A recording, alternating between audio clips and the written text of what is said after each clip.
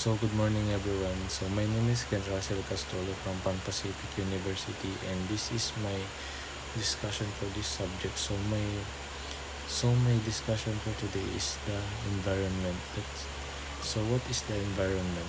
So environment is the compasses everything that surround us, including living biotic and abiotic.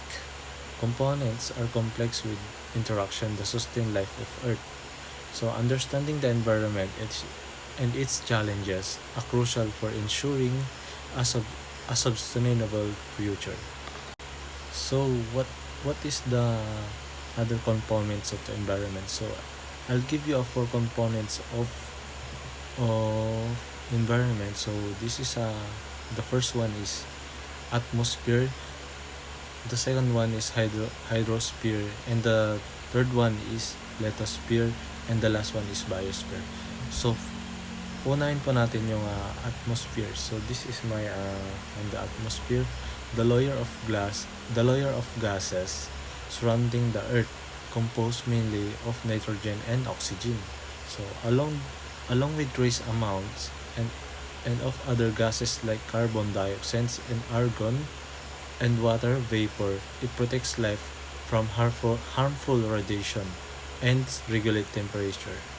And this is for the hydrosphere. So hydrosphere all forms of water on earth, including oceans, lakes, rivers, ice, and groundwater. Water is essential for life and plays a vital role in various environmental processes. So let's move up to the third one. So lithosphere. So what is lithosphere? Lithosphere is the earth's soil outer layer considering of the crust and upper part of the mantle. So it it is proved to provide the physical foundation for its ecosystem and contains the variable resources.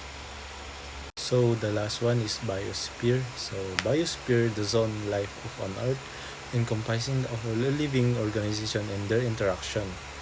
So with the environment includes all ecosystem from forest and grassland to ocean and desert. So that is the four components of environment. So tapos na po tayo sa environment. So let's move out po sa environmental issues. So ano nga ba yung mga environmental issues? So the first one is climate change. So the climate change is the long-term alteration of temperature and typical weather patterns in a place. It primarily caused by human activities, especially the burning of fossils fuels, which increase greenhouse gas concentration in the atmosphere. So the second one is pollution. The contamination of the environment by harmful substance. So ano nga ba yung mga substance ng pollution? Halimbawa, air pollution, water pollution, and soil pollution. So let's move to air pollution. Air pollution caused by emission from vehicles, industrial process, and burning of fossil fuels lead to respiratory problem, acid rain, and smog. So the water pollution caused by industrial discharge, agriculture runoff, and sewage contaminates drinking water, harms aquatic life, and disrupt ecosystem. So the soil pollution caused by pesticides, heavy metals, and empower waste disposal, reduce soil fertility, contamination crops, and poses risks of human health. So let's move up. So we're done from the pollution. So let's move to deforestation. Deforestation, the cleaning of forests for agriculture, urbanization, and logging. So ano nga ba yung mga components ng deforestation? So meron tayo ditong tinatawag na impacts and solution. So the impacts is loss of biodiversity, soil erosion, climate change, and forest absorb carbon dioxide, and disruption of water cycles. So Ang solutions naman ay sustainable forestry practice, reforestation efforts, and conservation of existing forests. So, tapos na rin po tayo sa deforestation. So, let's move up to biodiversity loss. So, ano nga bang biodiversity loss?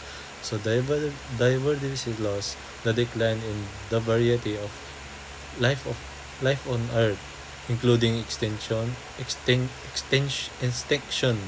of species and the loss of genetic diversity. So, ano nga ba yung mga components nito? So, meron tayo ditong tinatawag na cause at impacts. So, ang cause naman nito is ang habitat destruction, pollution, climate change, and overexplosion of resources. So, ang impacts naman nito ay disruption of ecosystem, loss of ecosystem service, pollination of water, pollination of reduces resilience to environmental changes. So, yun. So, let's move from number 5. So, this is a waste management. Waste management is the collection, transportation, processing, recycling, and disposal of waste material. So, this is the components of waste management. So, there's challenges and solutions. So, the challenges is increasing volume of waste, improper disposal practices, and the environmental impacts of landfills and incinerators. So the solutions: reducing waste generation, promoting recycling and composting, and developing sustainability waste management system. So, dako naman tayo dito sa importance of environmental conversation. So, the importance of environmental conversation, meron po tayong tinatawag ditong 5 na environmental conversation. The first one is ecosystem services. So, the ecosystem services, the environmental provides essential service that support life, including clean and water, pollination, climate regulation, and nutrient cycling. So, the second one is resources ability. Resources ability, sustainable management of natural resources, ensure their availability for future generation. So, the third one is human health. A human health environment is essential for human health and well-being, reducing exposure to pollution and environment hazard. So, the fourth one is economic benefits. Economic benefits is environmental conversation can create economic opportunities through ecotourism, sustainable agriculture, and green technologies. So, the number 5 is ethical responsibility. We have a moral obligation to protect the environment and ensure its sustainability for future generations. So, dako naman tayo dito sa action of environmental sustainability. So, meron tayo ditong tinatawag na reduce, reuse, at recycle. So, ano nga ba ito? Minimize waste of generation and maximize the use of resources. And the second one is conserve energy. Conserve energy, use energy to efficient appliance and reduce energy consumption and support renewable energy resources. So the third one is conserve water.